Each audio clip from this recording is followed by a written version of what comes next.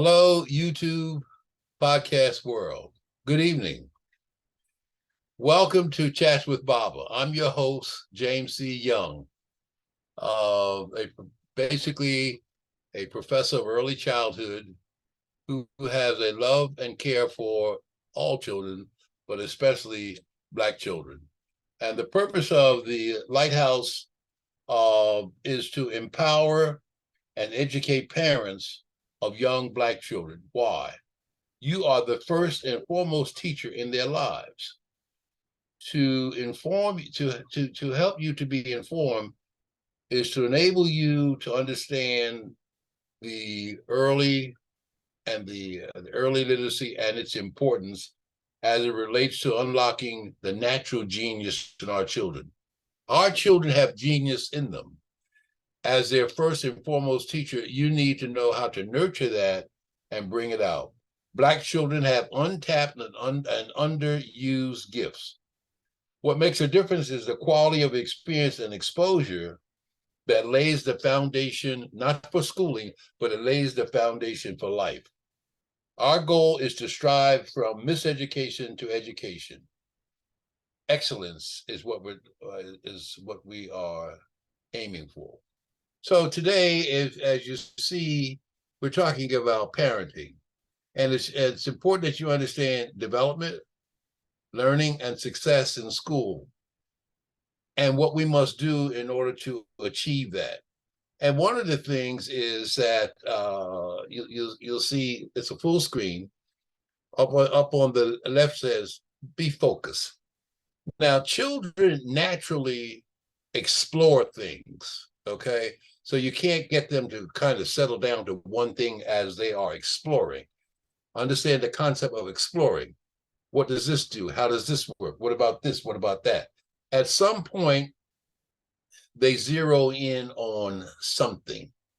And that something is where you spend your time observing and try to prod them into learning more about it. And one of the important things to be successful is their attitude towards schooling.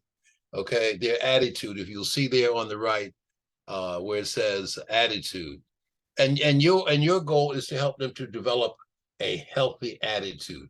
I think last week I said there are four things as children get into exploring, and you want to pay attention to. You want them to learn to pay attention, focus, listen, start a task, and finish a task, not going from one thing to the next. At some point, they zero in on something that grabs their attention.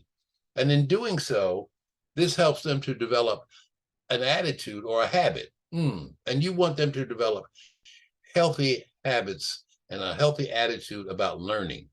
And you are critical in them doing that. If you'll see the picture at the lower left where the mother is reading to children, find books and stories about children that would capture their interest. There are more today for children of color than we've ever had before. So in reading to them, they see you reading. It helps them to develop a healthy attitude about reading. You want to think positive. You want them to develop a healthy attitude about picking up books and turning pages, not that they're forced to read. Attitudes changes everything. Attitudes attends to how they think about the things that they engage in. Why does this work? What makes this work?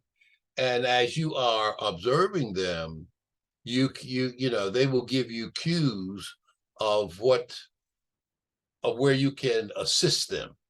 Okay, where you can assist them. Sometimes you have to push some things at them and not force them on them, because what they do and play with ought to be their choice. Now, sometimes you can limit that. Here are A, B, and C, three things. Which one are we going to pick from? And allow them to select. What that does is that helps them to That helps their attitude. Okay, you may not see it, but they're thinking, okay, I have a decision to make. I'm going to either pick this one, or this one. So those are small nuggets, but they are critical as it relates to their development, as it relates to their learning. Success in school, and I want to stay there for just a moment.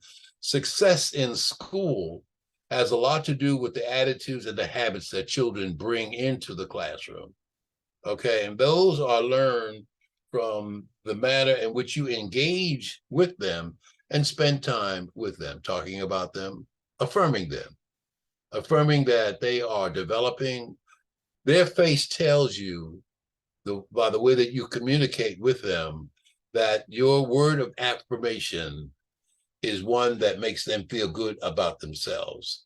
And that's very important to the whole notion of their self-esteem, how they see themselves, and the feedback that you give them. So the idea of experience and exposure is critical. So when we look at this particular slide, if you will, you'll see at the top, family matters and parenting. Let me go back to the statement I said earlier. Our goal is to move from miseducation to education. Schooling can only provide so much, but when it comes to educating children, that I'm saying, in my judgment, as an 85-year-old grandfather, that is the family's responsibility to see that your child or your children have a good, solid education. And a lot of that has to do with your nurturing of them, how they see you. And if you look at the upper right-hand corner, it's intergenerational. What children get from you and the grandparents helps them to sustain the family, the idea of the family. Family connections are important. Family connections are intergenerational. What they learn from one generation, they carry into the next. So the notion of exposure, the notion of experience, the notion of affirmation, all of these things helps them in terms of their self-esteem, their attitude about what they are experiencing, and whether or not this is something that's going to contribute to their development and learning. So those are today's nuggets: the importance of family matters and parenting, and your role as it relates to them developing a healthy attitude. If you remember last week, we talked about certain principles in science: observation, okay, measuring. So those things are things that we want to carry on, and I'll talk more about those later. The goal is what? Exposure, experience, moving towards excellence. So this concludes our Chats with Baba for this evening. Be sure to visit our website, and that concludes our Chats with Baba for this evening.